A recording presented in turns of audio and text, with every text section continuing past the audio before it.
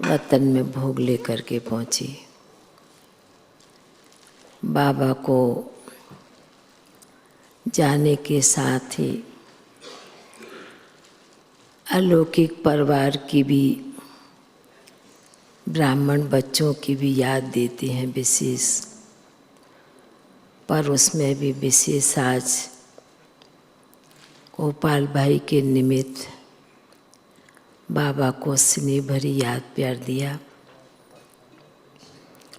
याद प्यार देते बाबा ने एक दृश्य मर्ज किया। बाबा ने कहा कि देखो बच्ची, दुनिया में जब बहुत बड़ा परिवार होता है और पहले के समय में जो 4 भाई, 5 भाई, 3 भाई कोई भी परिवार के होते थे तो इकट्ठे बैठकर एक ही थाली में बड़े प्रेम से भोजन स्वीकार करते थे, खाते थे। कटोरियाँ अनेक होती थी जितने बैठने वाले, भोजन करने वाले, पर थाली एक ही होती थी। तो बाबा ने कहा कि बाबा ने अपने ब्राह्मण परिवार में भी कई ऐसे परिवार, कई ऐसी आत्माओं को देखा है जो एक साथ भोजन करते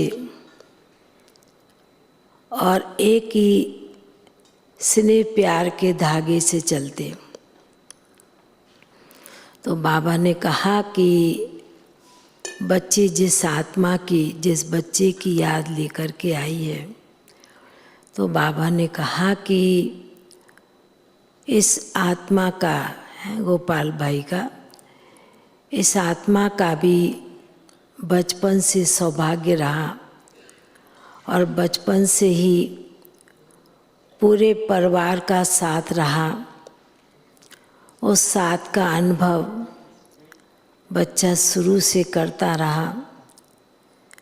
लौकिक में भी बड़ा होने के कारण मान सम्मान था, प्यार था, और छोटों को भी उसी प्रकार परिवार को भी चलाया।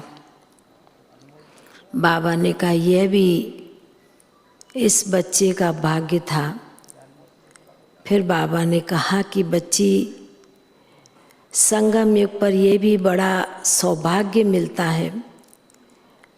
जिस प्रकार भक्ति में अनेक भगत बच्चे मूर्ति के आगे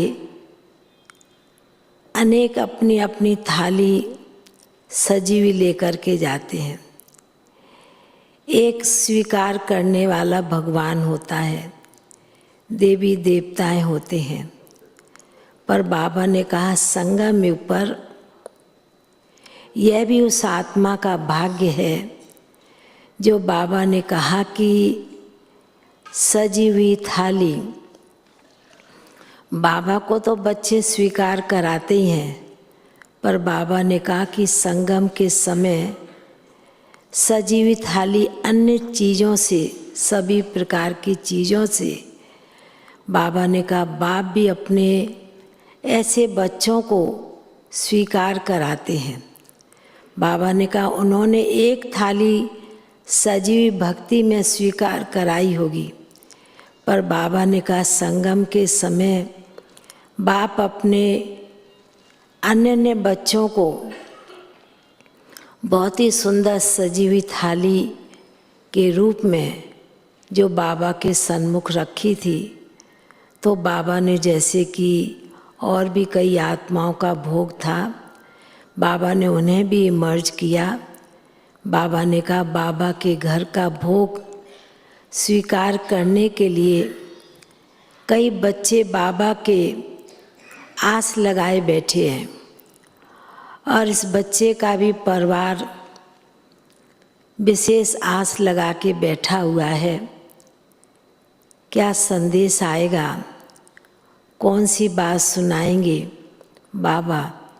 तो बाबा ने कहा कि इसलिए संगम युग का बहुत बड़ा महत्व है, क्योंकि एक बाप अनेक आत्माओं को विशेष वतन में इमर्ज करके भोग स्वीकार कराते हैं।